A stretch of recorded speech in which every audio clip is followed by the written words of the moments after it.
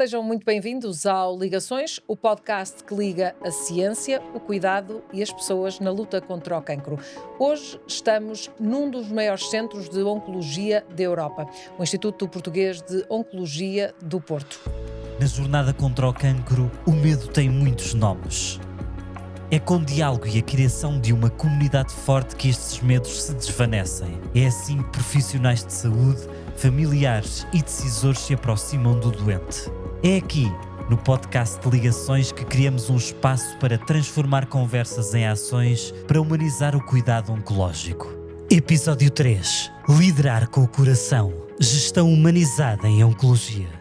O nosso convidado é Júlio Oliveira, o presidente do Conselho de Administração do IPO do Porto, a quem agradeço a disponibilidade para estar connosco. Muito obrigada, seja muito bem-vindo. O tema de hoje é liderar com o coração.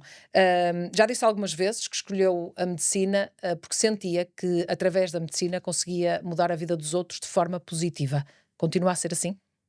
Sim, e cada vez mais sou convencido disso. Uma das áreas de maior investimento, de maior esforço da humanidade, felizmente, tem sido na área das ciências da vida, ah, no que respeita à investigação, no que respeita à tentativa de inovar e de se encontrar soluções para problemas que há alguns anos atrás, não muitas dezenas de anos atrás, poderiam-se pensar que seriam irresolúveis. Um deles é o cancro.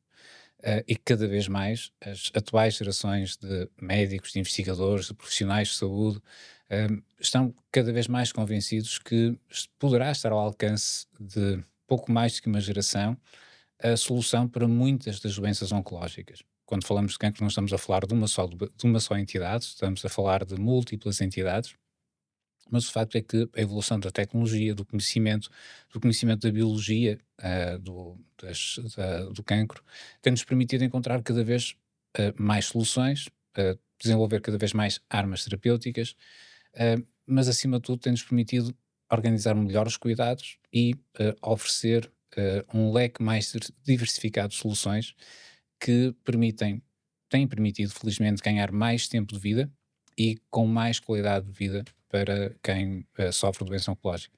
É médico, é investigador e agora gestor. Conseguiu passar por todos estes lados, este percurso, certamente o ajuda agora no facto de ser um gestor. Ahm, É um percurso natural de quem quer fazer a diferença? Sim, penso que sim, foi aquilo que a vida proporcionou hum, e que acabou por surgir naturalmente. Foram vários os desafios com que me fui defrontando e foi este caminho. Tem sido esta a Nunca história. hesitou? É natural, da natureza humana, mesmo quem diz que nunca hesitou, hesitar, ter dúvidas. Isso é saudável. É saudável ter essa ah, capacidade de introspeção, mas também é essencial ser-se capaz de superar receios que possam existir, porque é natural que eles existam, e ainda bem que existem, são alertas importantes, mas é preciso ter a coragem de superar. E direi que a maior inspiração que podemos ter quando somos médicos, quando trabalhamos no setor da saúde e principalmente quando nos confrontamos com pessoas que sofrem de doenças graves, potencialmente fatais, eh, a maior fonte de inspiração é a história de vida dessas próprias pessoas, e com elas aprendemos muito. E se nós formos capazes de converter essa experiência que vemos nos outros e essa experiência de vida que vemos nos outros, numa forma de aprendizagem para nós próprios, estamos a enriquecer, e é uma forma, penso que inteligente, mas mais do que inteligente, é mesmo do coração, é mesmo sentida, de contribuir para o bem comum. E pronto, tem sido essa a história. E é esse tipo de liderança que gosta de imprimir, ou seja, essa resposta em que coloca o doente no centro, o lado da resposta humanista que acaba por ser a base do Instituto, é isso que tenta fazer todos os dias? Sim, acima de tudo, qual é que é o grande desafio? É tornar isso natural. Tornar isso como algo axiomático. Quando muitas vezes existem muitas forças para deslocar o foco desse que deve ser a verdadeira razão de ser de todo o esforço, todo o trabalho que é desenvolvido. Um, Porque o dia a dia, a espuma dos dias, o turbilhão de problemas que vão surgindo, muitas vezes, ou grande parte das vezes, acabam por nos. São forças que nos desfocam daquilo que deve ser a verdadeira missão, que é colocar os interesses do cidadão que tem doença oncológica realmente no centro da operação, no centro da missão. E construir todo o edifício de cuidados em torno desse princípio. Conseguir manter as equipas focadas nesse princípio é um dos principais desafios, se não o principal desafio. E olhando um bocadinho atrás, para o seu passado, quer no associativismo, quer ligado, por exemplo, ao atletismo, o que é que isso lhe trouxe para esta liderança? Sente-se mais apto a saltar barreiras, a correr atrás de algumas respostas? O que é que isso lhe trouxe? A minha especialidade era salto em comprimento e triplo salto. Uh, Nunca nos podemos esquecer que quando saltamos, caímos sempre. E temos de aprender todas as etapas e o que fazer em cada uma das etapas, acima de tudo, aprender a planear. Um, Aprender a planear mentalmente o que vem aí, o que temos pela frente, mesmo que pareça fácil, um, temos de o sentir eh, quando fazemos alguma coisa, por mais simples ou complexa, para fazê-la bem, ela tem de ser naturalmente e tem de parecer fácil, mas é preciso decompô-la nas suas diferentes partes e aperfeiçoar o mais possível, eh, até à exaustão, direi que por vezes quase até à obsessão, ter a obsessão de ser cada vez melhor, sem que com isso se perca a ideia do todo. Um, e sem querer divagar muito, esta experiência, tanto no atletismo, no associativismo, na intervenção cívica, na intervenção na sociedade, permitiu, acima de tudo, perceber diferentes, ou ter diferentes ângulos de visão sobre vários problemas e sobre o mesmo problema de diferentes perspectivas.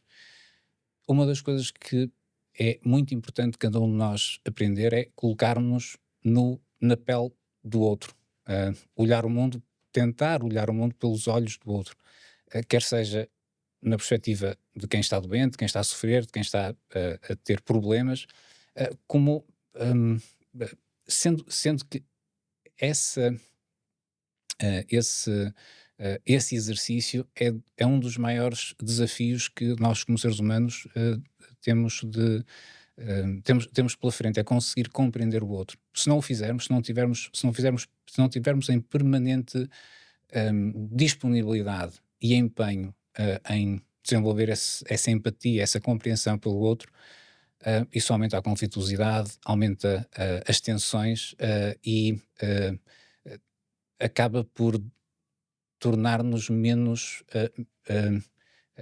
sociais, menos humanos, e por isso é que ter diferentes experiências de diferentes ângulos é absolutamente essencial para podermos ser melhores pessoas e podermos cumprir a nossa missão, que não passa só pelo trabalho que desenvolvemos no dia a dia, passa por uma intervenção cívica mais plena, como uma intervenção verdadeiramente cidadã.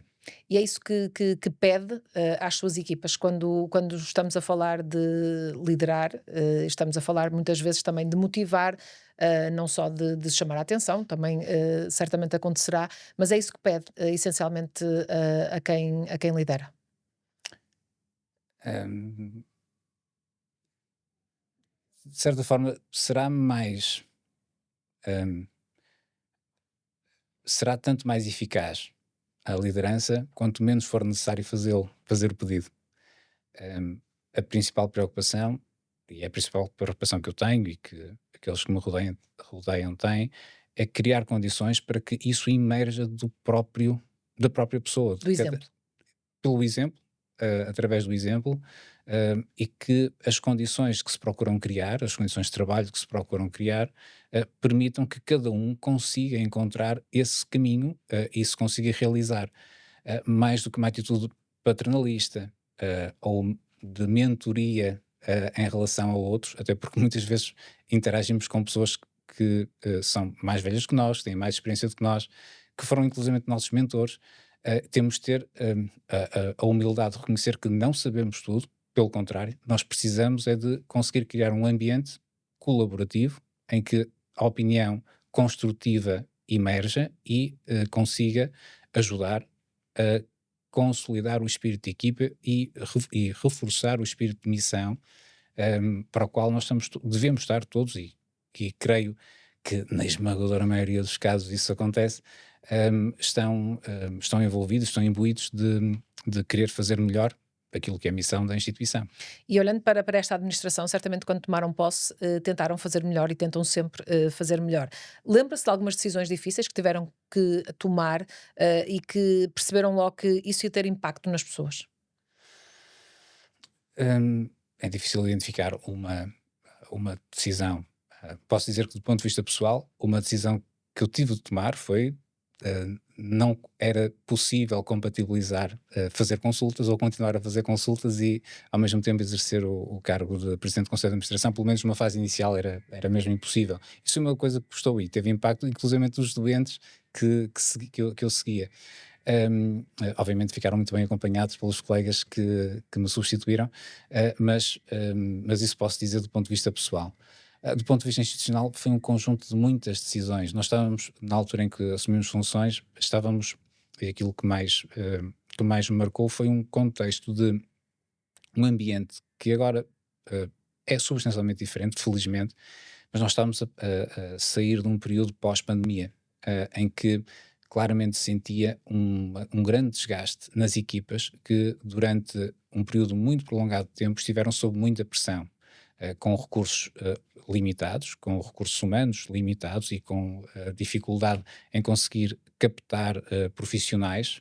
Ano 2022, estamos a falar naquele período após a fase mais crítica da pandemia, e isso levou a que nós tivéssemos de tomar várias decisões no sentido de procurar mitigar essa tensão, essa sobrecarga que as equipas estavam a sentir.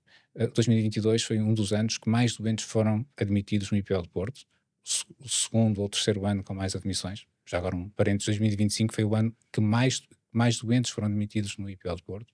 E já lá vamos também essa questão da pressão, de que forma é que se gera. Mas na altura havia claramente este desgaste. Portanto, foi mais, não propriamente uma decisão isoladamente, mas um conjunto de alterações, de reformulações que tiveram de ser feitas para tentar mitigar esse desgaste que se sentia nas equipas. Olhando já um bocadinho para o funcionamento interno do Instituto, nós estamos a falar de uma organização em clínicas de patologia, de acordo com cada cancro. Isso acabou por ser disruptivo e certamente trazer aqui benefícios para tratamento. Sim, acima de tudo porque aquilo que se procurou fazer, e bem, foi uma visão muito, muito interessante e muito, muito inteligente, foi criar referência geográfica dentro da instituição para os doentes e também para os profissionais, obviamente, mas principalmente para os doentes. O próprio símbolo do IPO representa isso, o doente no centro e os vários elementos da equipa a abraçarem o doente. E o conceito de clínica patologia é mesmo isso, existe um espaço físico que funciona como referência para a maior parte das interações que o doente tem com a instituição, onde existe uma equipa de enfermeiros, de outros profissionais, de médicos, que cuida daquela área de patologia e que está especialmente diferenciada para as particularidades do tratamento de determinada patologia oncológica. E isso facilitou muito a humanização dos cuidados, mas depois existem também outras vantagens do ponto de vista organizacional, funcional. Por exemplo, para a área da investigação é muito útil existirem equipas organizadas desta forma, e isso facilita a identificação de doentes potencialmente elegíveis para ensaios clínicos e o seu acompanhamento, mas de uma forma geral permite melhor organizar os cuidados que são prestados aos doentes e atender às particularidades de tratamento da doença oncológica de acordo com a doença que o doente tem, de acordo com a localização anatómica e as características de tratamento também associadas à patologia do doente. Nós estamos a falar já de uma medicina de precisão. Em que medida é que essa medicina de precisão pode ser uma medicina mais humana? Um, Tenho usado o conceito de ultrapersonalização do cuidar, e a tecnologia tem-nos permitido isso. Nunca nos podemos esquecer que, por mais tecnologia que exista, nós estamos a lidar com pessoas, com seres humanos que estão numa condição de fragilidade especial. E por isso é que não chega só a dotar o hospital, as equipas, com a tecnologia mais sofisticada. Isso é essencial, é absolutamente essencial, e temos a estatística prova mesmo isso. As estatísticas que temos sobre a sobrevivência dos doentes que têm o diagnóstico de doença oncológica revelam que, não só em Portugal, como no Ocidente de uma forma geral, há um prolongar da esperança de vida, a sobrevivência dos doentes que têm cancro, mesmo em contexto de doença avançada, está a aumentar.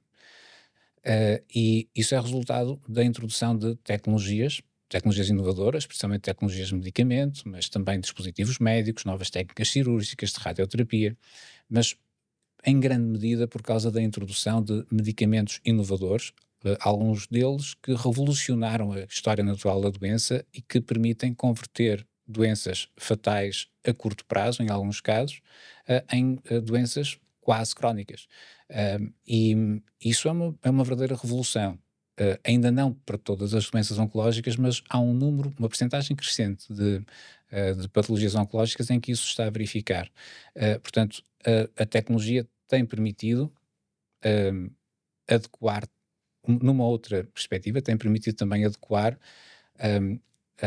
tratamentos de acordo com as opções que felizmente são cada vez mais, que estão disponíveis, permite-nos adequar o tratamento a características do doente, aquilo que se chama comorbilidade, ou seja, outras doenças, por exemplo, que estão associadas, ou mesmo até preferências que o doente tenha. Mas aí entra se calhar depois a relação médico-doente, ou seja, como é que se explica isso ao doente? A parte da comunicação com o doente, estava a dizer-me que não chega essa tecnologia que existe, é uma parte importante e traz benefícios, mas depois há esta ligação e esta relação que tem que existir. Exatamente. Precisam também se calhar de doentes com mais literacia, que consigam tomar decisões. Como é que isso se faz? Um, a demografia, com o tempo altera-se, não é? E aquilo que há uns anos atrás eram limitações em algumas áreas, estão com o tempo a deixar de ser. Há poucos anos atrás seria muito difícil nós passarmos ou termos a maior parte dos doentes a usarem plataformas tecnológicas para acederem à informação, até para registarem informação e comunicarem com as próprias equipas. Atualmente, inverteu-se. A maior parte da população já é capaz de o conseguir fazer. E com o tempo, cada vez mais vamos ter uma população capaz de o fazer. Nunca nos podemos esquecer que há sempre pessoas que, por limitação, podem ter limitações que têm de ser mitigadas. Sim, aquilo que falou, a comunicação é absolutamente chave, e conseguirmos adequar a comunicação à capacidade de quem nos ouve, por vezes vai além da própria mensagem. É o momento em que essa mensagem está a ser transmitida. E não é por acaso que muitas vezes, e está previsto no seguimento de alguns doentes, e as próprias técnicas de comunicação, as boas técnicas de comunicação obrigam a isso. Em momentos de grande stress, mesmo uma pessoa muito diferenciada, com uma grande capacidade de descodificar informações complexas, pode bloquear, as emoções podem sobrepor, e é preciso conseguir adequar a mensagem ao momento em que quem recebe essa informação sobre um diagnóstico, sobre a evolução da sua doença, isso tem de ser adequado. E por Mas vezes isso é não preciso se aprende repetir. na Aprende-se. Faculdade de Medicina, Aprende-se, e há técnicas para isso. e os médicos estão dotados dessa capacidade? Os Ou médicos deveria haver um esforço maior? não são só médicos aqui. Isto aqui e o conceito de clínica de patologia não são só médicos. Enfermeiros. São médicos, enfermeiros, farmacêuticos, e muitas vezes até os próprios auxiliares, portanto, todos os profissionais que interagem com o doente são muito importantes nisto. Os voluntários, muitas vezes os próprios voluntários, e a Liga é um excelente exemplo disso, preocupa-se com a formação dos voluntários, que coloca não só aqui no IPO de Porto, mas também noutras instituições do país. Uh, ou seja, é preciso criar, ter a preocupação de que quem interage com doentes oncológicos consiga perceber se a mensagem realmente está a ser interpretada, e isso é um grande desafio. E é um desafio permanente, é algo que temos de estar permanentemente a trabalhar.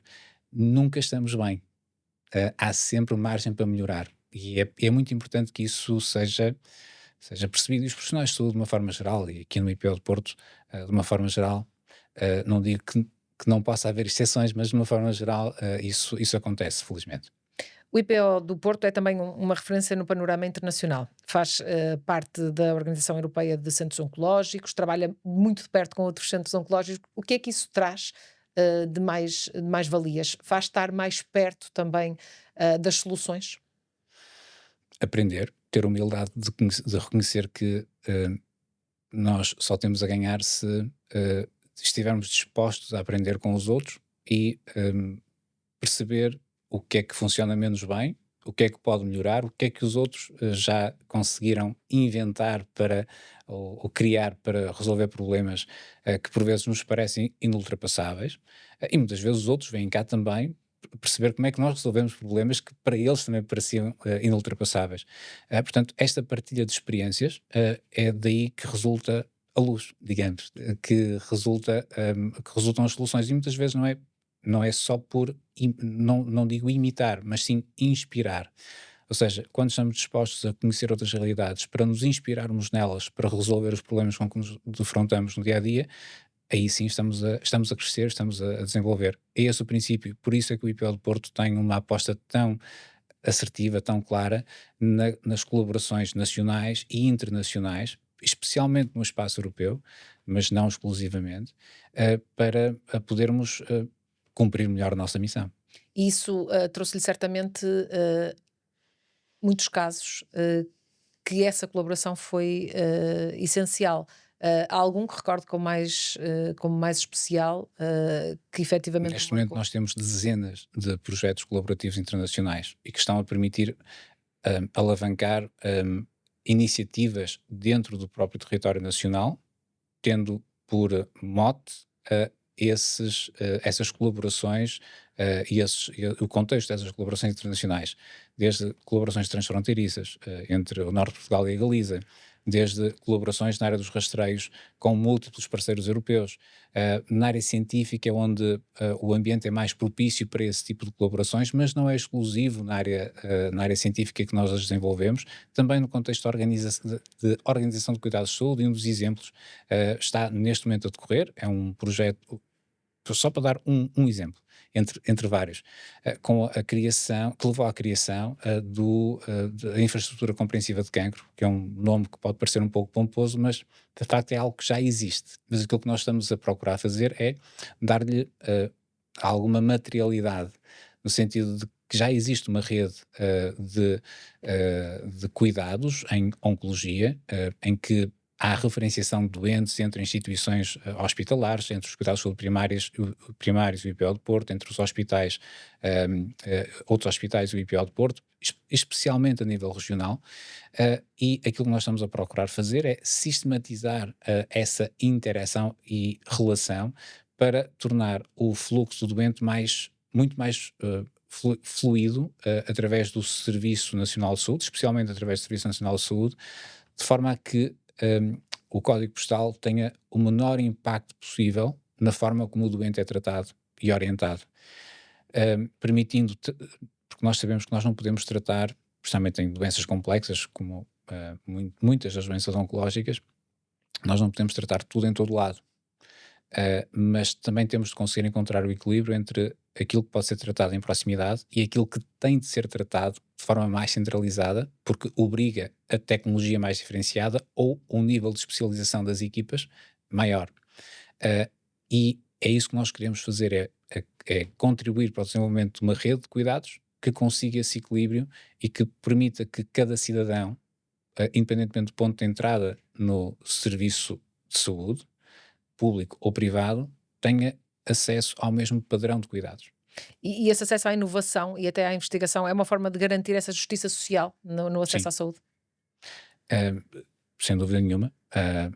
Se há um, desde 25 de Abril de 1974, se há algo que mais tem contribuído para a justiça social e para elevar e para tornar bem evidente os valores conquistados, defendidos durante, esse período, foi precisamente a criação do Serviço Nacional de Saúde e a democratização de acesso. E Portugal nisso é um exemplo. Nós temos um dos melhores serviços públicos de saúde a nível mundial. E se tivermos em conta, adicionalmente se tivermos em conta, a capacidade da economia portuguesa comparativamente com outras economias e o nível de serviço que é prestado à população, a diferenciação desse serviço e a universalidade de acesso aos cuidados mais diferenciados, nós estamos no patamar mais elevado de países que conseguem oferecer serviços de saúde de elevada qualidade e com custos mais baixos para o padrão de qualidade que é oferecido. Isso vem em múltiplos relatórios internacionais. E olhando para não só para os constrangimentos, mas também para os tratamentos, se calhar hoje em dia é menos frequente ouvirmos isto só existe fora de Portugal. Ou seja, quando falamos da doença oncológica e se calhar há uns anos, há bastantes anos para cá, era mais frequente ouvirmos que há tratamentos que só estão disponíveis fora de Portugal. Isso é uma realidade que está mais esbatida. É difícil também depois explicar aos doentes, porque quem tem uma doença oncológica faz muita pesquisa, provavelmente, de perceber onde é que há o melhor tratamento, onde é que pode ser tratada. Isso são diferenças que já estão mais esbatidas. Sim, sendo que existem muitas abordagens inovadoras que existem noutros países e que não estão disponíveis em Portugal, mas é muito importante definir aqui os níveis de maturidade e de evidência existente para a utilização dessas tecnologias. Uma coisa são tecnologias que estão em fase de experimentação, outras coisas são tecnologias que já provaram o seu valor e deverão estar disponíveis para a população, para tratarmos à escala populacional. E aí Portugal está muito bem situado. Aquilo que é oferecido aos portugueses, aos cidadãos portugueses que têm doença oncológica e que precisam de cuidados diferenciados, de uma forma geral, é oferecido. Por vezes demora um pouco mais em relação àquilo que é a média europeia de aprovação de, por exemplo, medicamentos inovadores, mas mais cedo ou mais tarde acabam por estar disponíveis. E habitualmente até com menos restrições que muitos outros países cujas economias são mais robustas até que a economia portuguesa, mas o facto é que essa democraticidade do acesso tem sido, ao longo dos anos, garantida. Claro que nós somos exigentes, nós, enquanto sociedade portuguesa, somos muito exigentes em relação aos cuidados de saúde. É uma das principais preocupações dos portugueses é o acesso e a garantia de acesso a cuidados de saúde quando deles precisam, um, e, e essa exigência leva a que haja um, que tenha de haver uma preocupação especial também de demonstrar que esse acesso está a ser garantido. Há sempre exceções, vai haver sempre exceções e vai haver sempre aquilo que chamam os outliers, ou seja, aqueles que estão nas caudas das curvas. Mas, de uma forma geral, podemos afirmar que é um sistema que oferece à população, pelo menos quando tem doenças graves. E é importante, às tantas, focar Diferenciar. nisto. Quando existem doenças graves, os cuidados mais diferenciados estão, à partida, estão a ser oferecidos. E a nível mais pessoal, desde que lidera o Instituto, há casos que o tenham marcado, essa corrida que falou aí contra o tempo, o acesso, a burocracia, há algo que ainda o deixa frustrado, de certa forma, porque não conseguir se calhar dar a resposta. Tem exemplos Todos disso? os dias. É difícil identificar porque todos os dias nós somos confrontados com áreas, com aspectos que nós podemos melhorar. E e por isso é que torna-se mesmo difícil identificar um caso, porque há muitos aspectos, e principalmente em sistemas tão complexos como a organização de todo o ecossistema de cuidados em oncologia, obriga a que haja, sem a menor sombra de dúvidas, uma verdadeira articulação multidisciplinar, multiprofissional, e isso é cada vez mais complexo organizar os cuidados, que é necessário organizar para oferecer cuidados de saúde na área da oncologia à população. É cada vez mais, felizmente, cada vez mais complexo. E porquê que eu digo felizmente? Porque, mais uma vez, os resultados de sobrevivência têm melhorado ao longo dos anos. Ah, e, e fazendo aqui um foco especial no caso de Portugal e no contexto internacional, n- ah, nas principais áreas de patologia oncológica, Portugal, comparando-se com outros países da OCDE, a esmagadora maioria dos países da Europa, nós estamos melhor que a média em termos de sobrevivência em todas as áreas de patologia, e com custo por doente um bom bocado abaixo da média. Ah, e não será indiferente o facto de termos um sistema eminentemente público que garante a todos acesso aos cuidados de saúde. Outra preocupação é olhar para quem trata. Nós estamos a falar, obviamente, do doente estar no centro, mas olhando para quem trata e quem trabalha em oncologia, tem que ter uma preparação diferente para lidar com este sofrimento que acaba por estar associado à doença oncológica? Sim, tem de haver pelo menos uma disposição diferente, isso tem de haver uma disposição diferente. Ahm, e, e também obriga a que as próprias instituições eh, se procurem organizar para oferecer condições de trabalho um pouco diferentes daquilo que é a rotina do trabalho hospitalar ou nos cuidados de saúde primários. E isso Eh, acontece aqui no IPO do Porto. Procura-se fazer isso. E existem alguns mecanismos que estão montados para eh, reduzir o risco da sobrecarga dos profissionais, de monitorização de sinais que podem sugerir alguma sobrecarga, e há um plano de formação que está todos os anos procuramos melhorar no sentido de dotar os profissionais com mais instrumentos para não só os profissionais que interagem diretamente com o doente, mas também as suas próprias chefias, de forma a que todo o sistema e as equipas funcionem melhor. Um, Portanto, há também preocupação de um, criar momentos para os profissionais poderem desenvolver outras tarefas que não só um, assistir aos doentes, também para se poderem evadir um pouco e ter alguma higiene mental em relação àquilo que é o dia a dia e a tensão do dia a dia que está associada a cuidar de doentes que muitas vezes, nem sempre, mas muitas vezes estão numa situação de sofrimento. Aquilo que se procura é que os próprios doentes, o mais rapidamente possível, passem de uma situação de desconforto ou sofrimento para uma situação hum, hum, de maior bem-estar, porque cada vez mais temos de conviver com a doença oncológica e criar mecanismos para conviver com a doença oncológica como doença crónica. Hum, Portanto, não podemos estar sempre em tensão. Temos de procurar criar condições para que a doença crónica seja, que a doença oncológica, eh, felizmente, num número cada vez maior de doentes, seja considerada verdadeiramente como uma doença crónica e tornar o retorno à vida ativa ou à vida normal do cidadão que tem o caso de ter a doença oncológica o mais normal possível. Ou seja, um profissional exausto é sempre um risco. Ou seja, há esse cuidado de olhar para a saúde mental dos Obviamente. profissionais, evitar situações de burnout em oncologia. É isso que Está fazem. mais que documentado que é uma das áreas onde o risco existe, há um risco mais elevado e por isso obriga a uma atenção especial. O doutor Júlio Oliveira também defende que é importante valorizar a vulnerabilidade, que muitas vezes acaba por ser subvalorizada. Ahm, o que é que se ganha quando temos uma equipa em que se pode partilhar esse desgaste? sim, a vulnerabilidade é uma condição humana, ah, e, e nós temos de a abraçar dessa forma, como existem muitas outras condições humanas.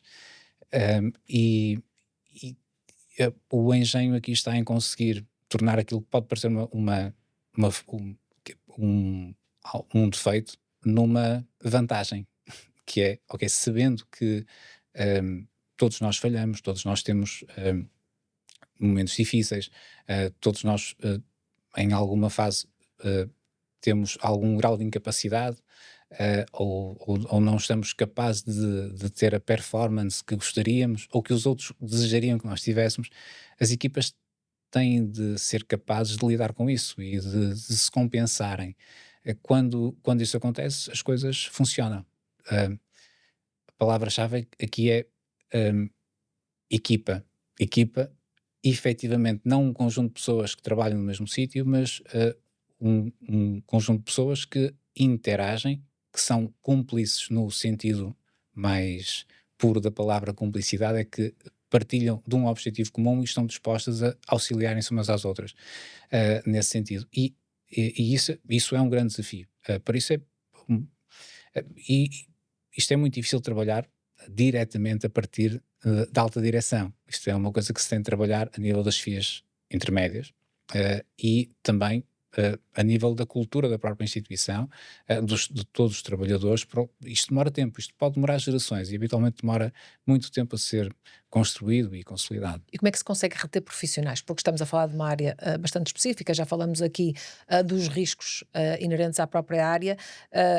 Bem sei que o IPO do Porto tem uma área muito forte de investigação que provavelmente pode ser uma forma de motivar os profissionais, mas como é que conseguem reter esses profissionais?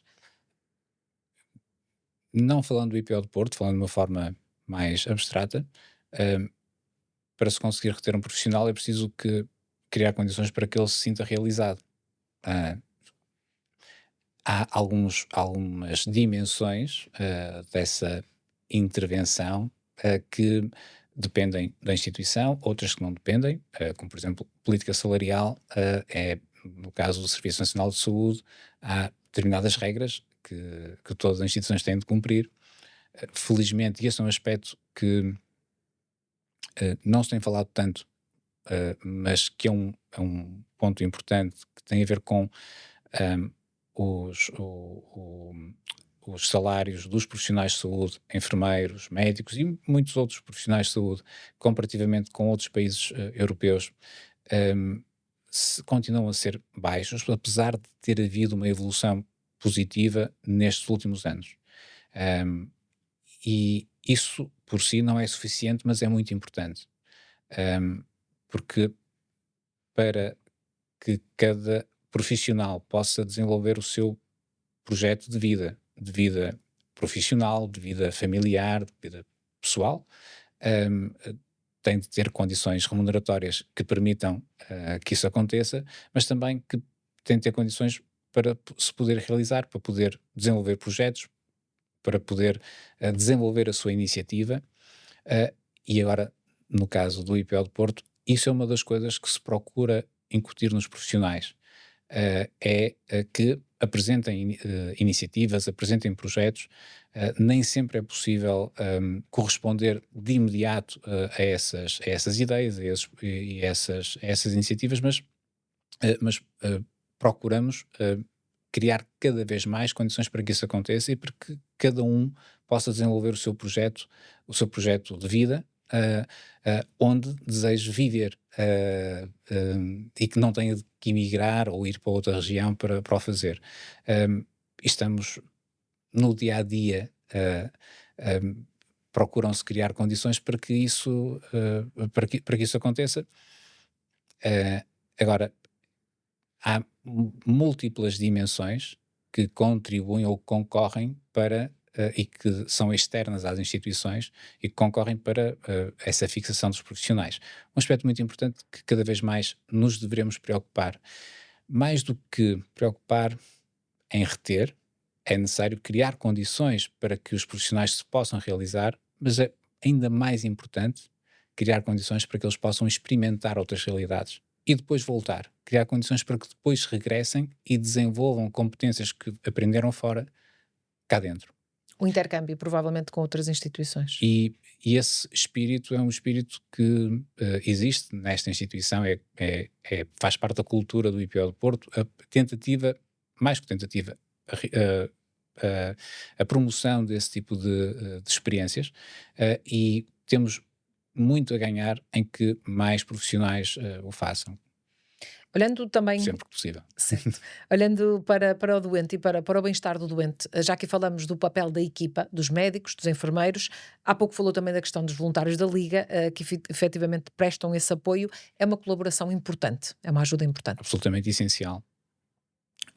Na dimensão da humanização, um, a existência de voluntários e de outros profissionais que vão para além da clássica composição médico-enfermeiro, das equipas. A existência de outros profissionais e também voluntários é absolutamente essencial para que haja uma maior humanização dos cuidados.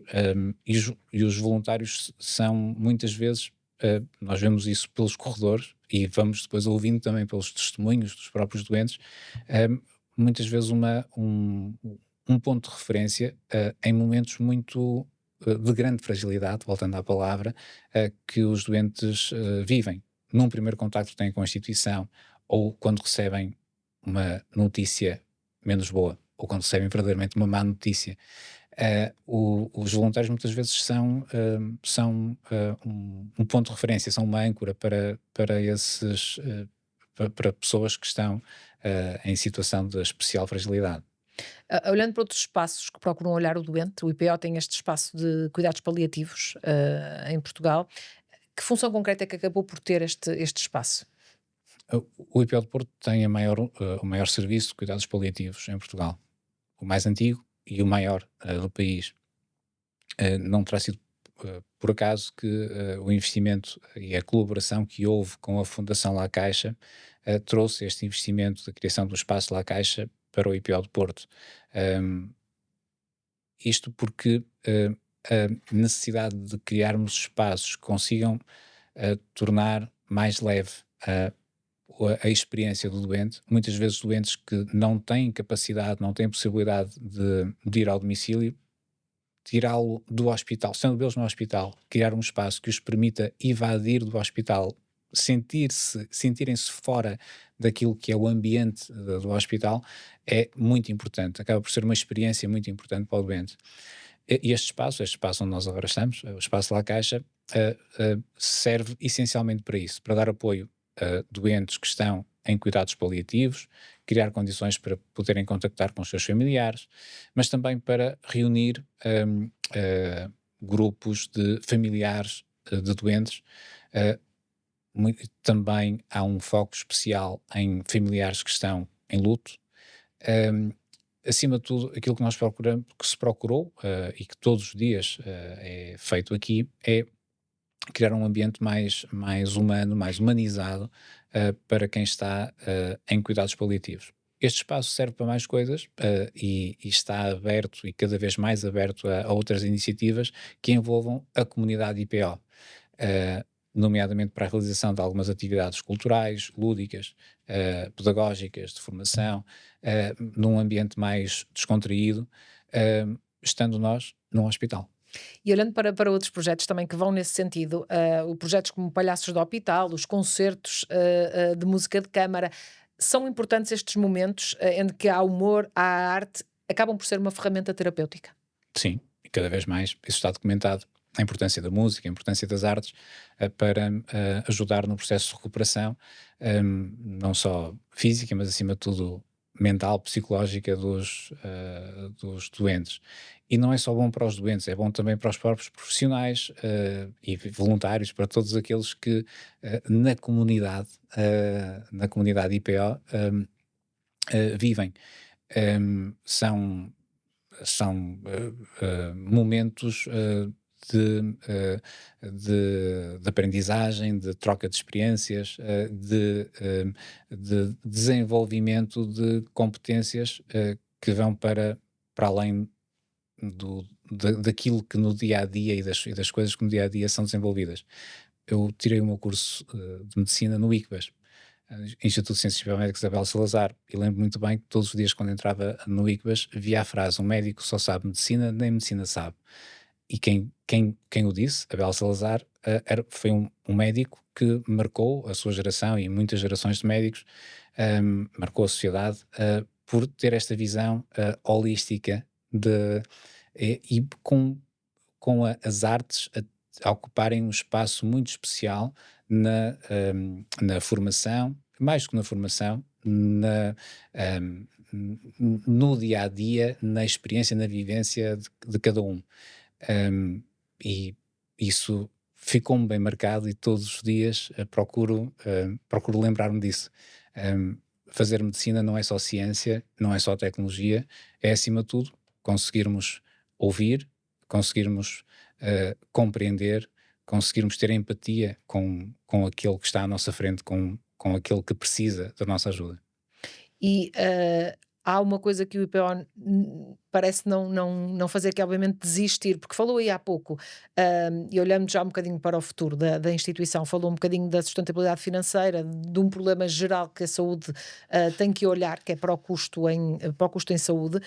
O IPO liderou aquilo que era a investigação com as células CAR-T. Dentro de alguns anos vão ter também um centro de terapia de cancro com prótons. É importante estar sempre à frente e sempre a pensar de que forma podem liderar na investigação e também no tratamento. É uma obrigação de uma instituição que é um centro compreensivo de cancro, o primeiro do país, e o único reconhecido pela OSI, pela Organização Europeia dos Institutos de Oncologia. Faz parte da missão do IPO de Porto, e é uma obrigação do IPO de Porto identificar quais são as áreas de maior diferenciação, quais são as tendências e onde é que devem ser feitas alocações de recursos mais diferenciados. Alguns deles que justificam, ou melhor, que não justificam disseminar, que justifica ser feitos, mas de forma mais concentrada, de forma a que exista a tecnologia e as equipas com a diferenciação necessária para poder operar essa tecnologia. Alguns dos exemplos que deu, por exemplo, a produção de células CAR-T. O IPO de Porto tem um programa de desenvolvimento de capacitação com vista à produção de células CAR-T, não para substituir aquelas que são produzidas à escala industrial, mas para podermos desenvolver mais projetos de investigação e podermos expandir a utilização de células CAR-T a doentes que tenham doenças para as quais exista um racional em que a utilização dessa tecnologia possa ser considerada útil, mas para o qual não existam ainda comercialmente disponíveis células CAR-T, a tecnologia comercializada ainda. Por exemplo, na área da protonterapia, estamos a falar da tecnologia de radioterapia mais avançada, onde está disponível é a tecnologia usada de forma privilegiada para tratar crianças com cancro que precisam de radioterapia. É precisamente a utilização de protonterapia, ou, no caso da protonterapia também, doentes que já tenham sido tratados com radioterapia e que não possam ser tratados com radioterapia convencional, mas a protonterapia consegue oferecer a possibilidade de continuar a tratar áreas previamente expostas à radiação. Agora, isso corresponde a dimensões de investimento muito significativas, e no caso da protonterapia só foi possível avançar com um financiamento, uma doação Da da Fundação Fundação Amancio Ortega, que ainda ontem, com quem ainda ontem estivemos reunidos, e que estão de forma muito próxima a acompanhar a evolução do projeto. E nem é muito comum termos aqui uma fundação espanhola. Temos duas, estamos Temos no espaço da Fundação La Caixa, e mesmo aqui próximo irá ser construído o Centro Nacional de Protonterapia, graças ao apoio da Fundação Amancio Ortega, e depois de uma articulação próxima que conseguimos desenvolver entre o Estado português, através do Ministério da Saúde e da Comissão de Coordenação da Região Norte. com a Fundação Amancio Ortega e IPO do Porto, e dessa forma criar todas as condições de sustentabilidade financeira para o projeto poder Sempre acontecer. o doente, ou seja, sempre à procura do melhor Exatamente. para o doente. hum, Isso, a saúde do doente não pode esbarrar nessa falta de vontade ou coragem política ou até financiamento. Tentam que assim não seja. Claro, e esse é um grande desafio. Esse desafio, olhando agora um bocadinho para o mandato, qual seria o legado importante ou mais importante que gostaria de deixar no IPO do Porto? Ahm, de certa forma que aquilo que foi o início de construção de um legado do Dr. Guimarães dos Santos, que foi talvez o expoente máximo e a principal referência que a instituição tem, que o IPO do Porto tem desde a sua gênese, a visão e cultura que ele conseguiu incutir, conseguir construir em cima desse legado, deixando uma instituição ainda mais preparada, com equipas capazes de abraçar os desafios do cuidar em oncologia, da dimensão da tecnologia, tecnologia medicamento, dispositivos médicos, de- da cada vez maior complexidade ou exigência na organização dos cuidados em oncologia, conseguirmos deixar algo construído ainda mais robusto, isso é o grande desígnio, e é aquilo que nós estamos a fazer, e aos poucos e poucos está a ser comprovado com o alcançar de alguns projetos que são já a bandeira, alguns que já falamos nesta conversa.